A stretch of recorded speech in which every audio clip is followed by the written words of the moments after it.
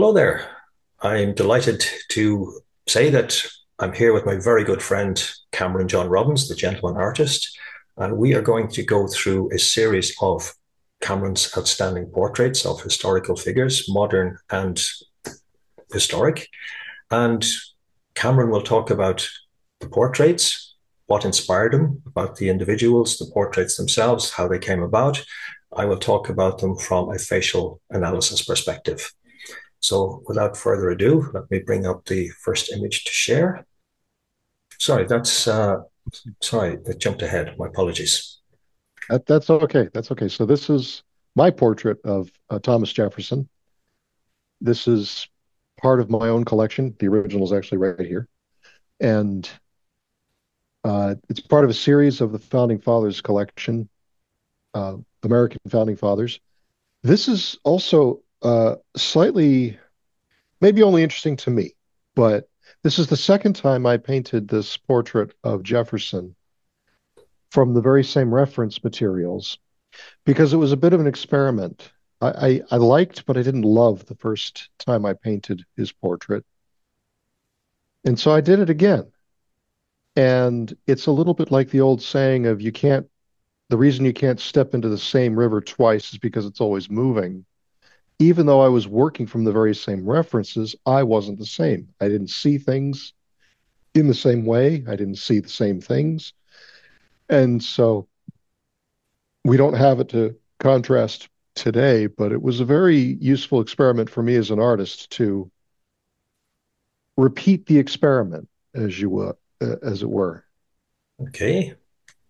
Any particular observations about what drew you to Jefferson, aside from the fact that he's obviously such a historic figure, the third president, and all of that?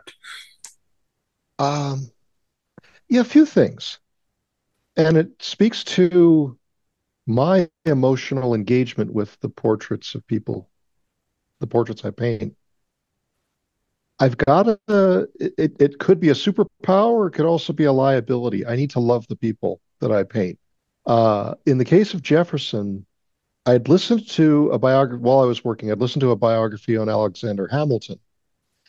And Hamilton and Jefferson were not really allies. They didn't like each other very much. They disagreed quite intensely on certain fundamental ideas.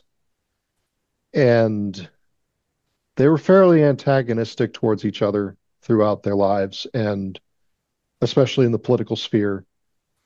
And because I was listening to a biography on Hamilton, I, at that time, tended to take Hamilton's side because I thought he was right. And I may have painted my portrait of Jefferson after listening to that biography on Hamilton and before listening to a biography on Jefferson. I subsequently listened to the biography American Sphinx. I forget the name of the author, but that's a biography on Jefferson. And I came to love Jefferson as well. And I think it was after that that I painted this portrait.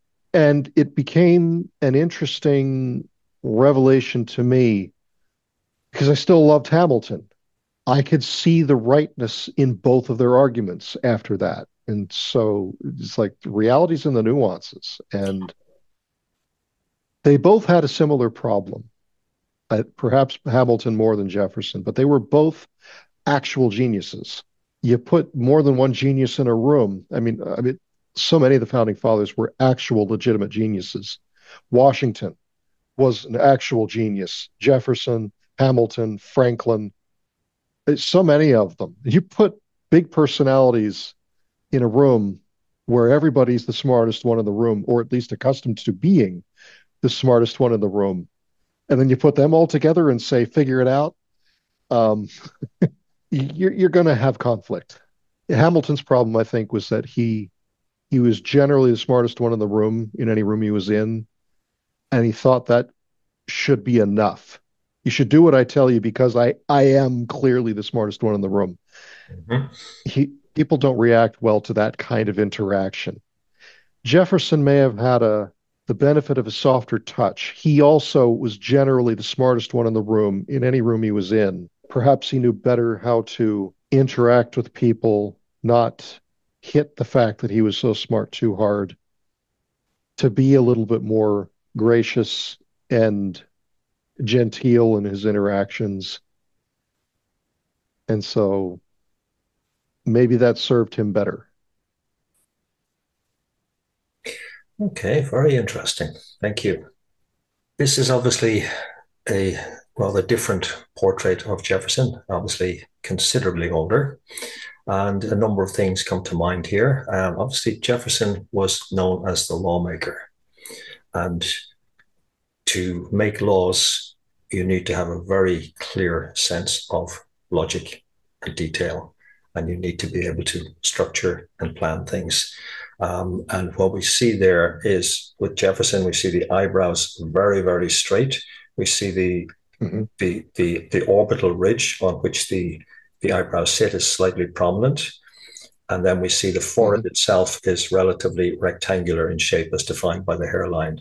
So that combination of features, the straight, very straight and relatively thick eyebrows, the prominent orbital ridge, and that rectangular forehead shape is all about planning and structure, linear, logical thinking. And that was obviously central to Jefferson's approach to certainly the legal side and the public side. We can also see that